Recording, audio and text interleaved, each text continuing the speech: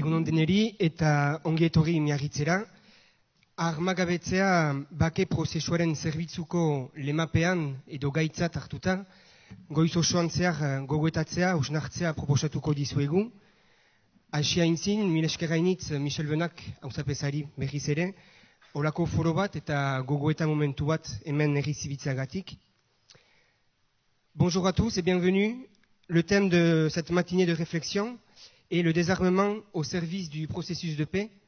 Encore une fois, un grand merci à Michel Venac, maire de Biarritz, de recevoir ce moment de réflexion ici à Biarritz, au cœur du centre-ville, au casino Bellevue.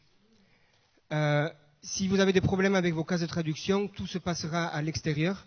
Normalki denek badituzue itzupen kaskoak, islari desberdinen lekukotasunak entzuteko.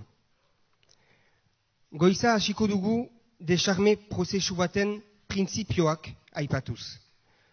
Hortarako, 3 adituen lekukotasunak izango ditugu. Je disais donc que dans un premier temps, nous allons nous pencher sur les principes mêmes d'un processus de désarmement. De quoi parle-t-on précisément? Quelles sont les différentes parties prenantes et quels sont les écueils à éviter? Nous nous appuierons pour cela sur les témoignages de 3 experts pour faire le tour de la question. Véronique Dudoué, de la Fondation Berghof de Berlin, tout d'abord. Diplômée en sciences politiques et titulaire d'un doctorat en résolution de conflits de l'Université de Bradford, vous êtes chercheuse et auteure de nombreux ouvrages consacrés notamment à la non-violence, la gouvernance post-conflit et la négociation dans les conflits politiques asymétriques. Nous reviendrons avec vous sur le désarmement comme étape clé d'une résolution globale des conflits. Christian Herbolzheimer, vous êtes expert en culture de la paix, mais aussi en transformation des conflits.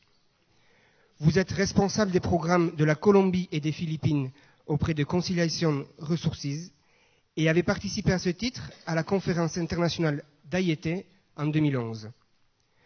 Vous nous expliquerez le rôle que peut jouer la société civile dans la résolution des conflits. Serge Portelli, enfin, vous êtes magistrat.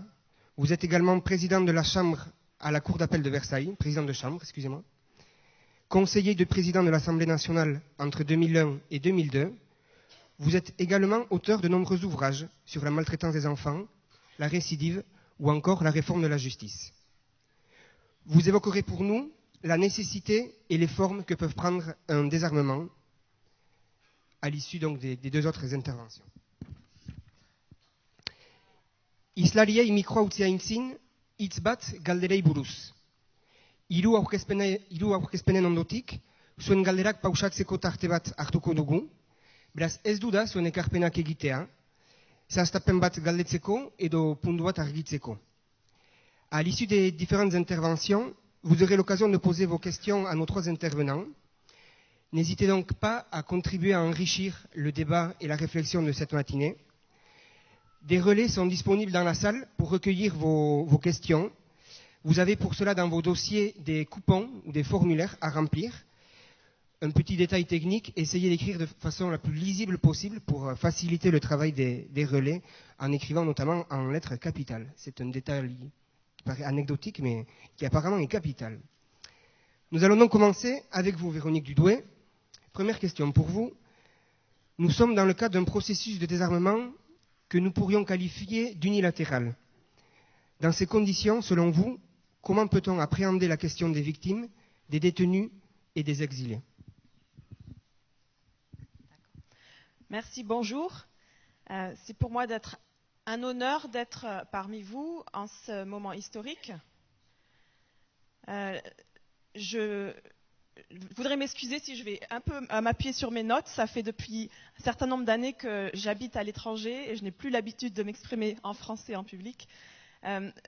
L'annonce du désarmement total et imminent de l'ETA par l'activation de la société civile basque est une très bonne nouvelle et il faut s'assurer que ce désarmement se passe dans des conditions optimales, par un processus transparent, ordonné, sécurisé, inclusif, qui s'inscrit effectivement dans une optique de résolution du conflit dans son ensemble. C'est le cœur du propos que je vais partager avec vous. Le désarmement est au cœur du processus du conflit au Pays Basque. Pourquoi ? Eh bien, premièrement, car c'est un symbole fort de la fin du conflit armé et du passage à une nouvelle phase, sans retour en arrière possible. Il signifie la volonté du mouvement indépendantiste de s'affirmer clairement comme un acteur politique et social qui s'engage à agir exclusivement par des moyens pacifiques. Il permet aussi d'avancer sur les autres problèmes clés liés au conflit, que sont les questions du traitement des prisonniers, des exilés, de la reconnaissance et de la compensation des victimes, mais aussi de la réconciliation, du traitement du passé, du vivre ensemble. D'où, je pense, l'importance du titre de ce forum, le désarmement au service du processus de paix. La disparition de la question des armes de l'ETA, à mon avis, privera l'État espagnol et les éléments de la société espagnole qui sont hostiles au dialogue de tout argument valable pour maintenir une vision strictement sécuritaire du conflit et pour refuser d'envisager la moindre avancée, notamment sur la question des prisonniers. Finalement, un désarmement complet permet aussi de garantir que les armes stockées ou en circulation n'encourent pas le risque d'être recyclées à des fins d'activité criminelle ou autres. Je voudrais souligner la particularité du Pays basque, du conflit basque. C'est normalement, dans tous les conflits armés, le désarmement des groupes d'opposition a lieu dans un cadre établi par des accords politiques ou des accords sécuritaires, que ce soit un accord de cessez-le-feu ou plus généralement un accord de paix. Et dans ces processus, la société civile en général n'est pas ou est peu impliquée de manière directe dans la mise en œuvre et dans la vérification du désarmement. Elle tente à avoir un rôle purement symbolique. Ce qui se passe ici est inédit. Et c'est pour ça que j'ai décidé de centrer mon propos essentiellement sur la situation actuelle au Pays basque, plutôt que de recourir à des exemples internationaux que finalement je trouve de moins en moins pertinents, car trop loin de votre réalité actuelle. La société basque a pris acte du refus des États espagnols et français de permettre un processus de dialogue concerté et cherche donc à impulser une solution totalement innovative, en s'affirmant comme un acteur partie prenante du processus de paix, et en particulier sur un thème aussi sensible qu'est le désarmement. C'est une décision admirable. Mais ce que je voulais dire, c'est que la société civile, à travers les artisans de paix, le forum social, Bakebidea, ne peut agir seule. Elle a besoin du soutien des institutions basques, espagnoles et françaises, ou en tout cas de leur assurance qu'elles n'entraveront pas le déroulement des opérations de désarmement complet. Donc, quelles sont les conditions pour permettre un tel scénario ? Pour ceci, je voudrais énoncer quelques principes clés du désarmement que j'avais déjà présentés au Forum social de Guernica en janvier 2016 et qui sont plus que jamais pertinents aujourd'hui. Le premier principe, c'est le principe de la transparence. Il est important de trouver le juste milieu entre la confidentialité nécessaire sur un sujet aussi sensible et délicat qui est le désarmement d'une organisation illégale, et de l'autre côté, le besoin d'informations régulières sur les avancées et les blocages pour instaurer et maintenir la confiance de tous les acteurs concernés.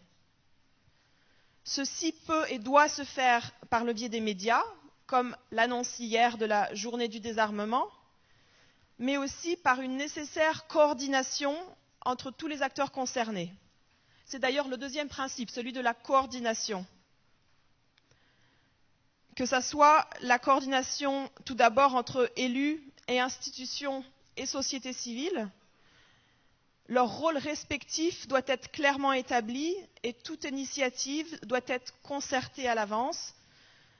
Dans l'idéal, il serait utile d'avoir en place une structure de coordination ou de concertation représentant tous les acteurs concernés pour centraliser la réception et la transmission des informations sur le déroulement du processus de désarmement. Je pense aussi à la coordination nord-sud. Les artisans de paix doivent être capables de parler pour l'ensemble de la société basque pour éviter un décalage ou un processus à deux vitesses. Donc il faut s'assurer d'une coopération totale, notamment au travers du Forum social permanent Bake-Bidea qui comprennent des membres de la communauté du Pays basque nord et sud. Tous les acteurs du Pays basque doivent se sentir impliqués et avoir un rôle à jouer pour qu'ils s'approprient réellement ce processus. Je pense aussi à la coordination entre le Pays basque et les acteurs internationaux. Donc il est important de confirmer et clarifier le mandat de la Commission internationale de vérification qui semble être une instance hautement respectée par toutes les parties au conflit. Il est important de mobiliser le soutien européen et international au processus, entre autres par le biais des personnalités internationales qui se sont déjà engagées par le passé à affirmer leur soutien à la résolution du conflit. Je pense notamment aux personnalités invitées à Ayete, groupe de soutien du Parlement européen, etc. Et puis finalement, il est important de s'appuyer, comme vous le faites, d'experts internationaux, d'ONG spécialisées dans la résolution des conflits, pour tenir compte de l'expérience acquise dans d'autres conflits, tout en tenant compte, comme je l'ai dit auparavant, des particularités spécifiques du Pays basque. Un autre principe important est celui de sécurité pour tous les acteurs concernés, que ce soit ceux qui rendent les armes, mais bien sûr aussi ceux qui les reçoivent ou qui vérifient leur destruction. Le principe de complémentarité, qui répond à la question qui m'a été posée, est pour moi primordial, c'est-à-dire une complémentarité entre le désarmement et les autres composantes nécessaires de la résolution du conflit. Donc il faut s'assurer que le désarmement permette de débloquer le processus de paix et d'avancer des avancées concrètes sur le sort des prisonniers, la régularisation du statut des exilés et réfugiés, la compensation des victimes, etc. Donc il est important d'obtenir des indications concrètes que le désarmement complet, unilatéral et vérifié permettra d'obtenir des avancées sur cette question. Sinon, on perdrait une occasion historique de résoudre toutes les conséquences du conflit, notamment les 4 thèmes centraux sur lesquels se sont prononcés les forums sociaux organisés depuis 2013. Je voudrais aussi mentionner l'importance d'un désarmement ordonné. Oui, le démantèlement complet des structures de l'OTA est une priorité et fait partie des étapes clés d'un processus de DDR, comme on l'appelle dans les conflits internationaux, dans tous les pays qui sortent d'un conflit armé. Mais il faut aussi s'assurer du bon déroulement du désarmement et de la réintégration sociale de ses membres. Donc il faut garder une certaine continuité, au moins pendant la période de transition. Et d'ailleurs, un désarmement complet et ordonné est un gage d'autorité et de crédibilité pour l'entité qui arrive à organiser ce processus malgré des conditions adverses et hostiles. Je voulais citer rapidement l'exemple de l'Irlande du Nord. En Irlande du Nord, les structures de commandement de l'IRA, de l'armée républicaine irlandaise, y compris le conseil de l'armée de l'IRA, sont restées largement intactes pendant les négociations qui ont mené à l'accord de paix et pendant le processus de mise en œuvre de l'accord. Même les adversaires politiques de l'IRA, les partis unionistes et les paramilitaires loyalistes, ont accepté la logique pragmatique selon laquelle le maintien d'une structure de leadership était nécessaire pour la démobilisation de l'organisation. C'était justifié par la nécessité de maintenir la discipline au sein du mouvement et d'empêcher les jeunes d'adhérer à des factions dissidentes opposées au processus de paix. Finalement, je voulais insister sur le principe de transformation.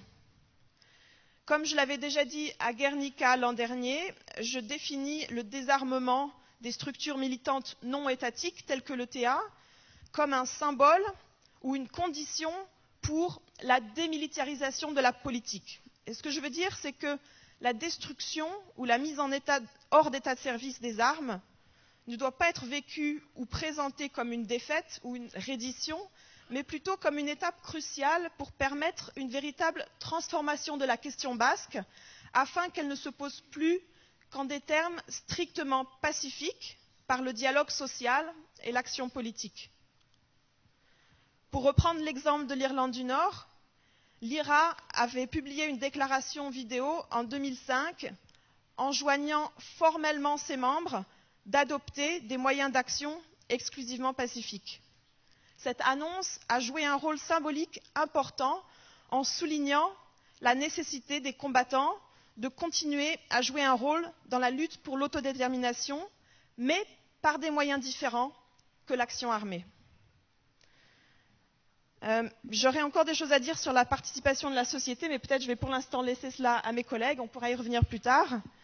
Je voudrais finir vraiment par vous féliciter pour votre énergie infatigable à continuer à avancer unilatéralement, mais avec l'aval des institutions locales, sur le chemin de la paix pour résoudre une bonne fois pour toutes le dernier conflit armé en Europe occidentale. Merci.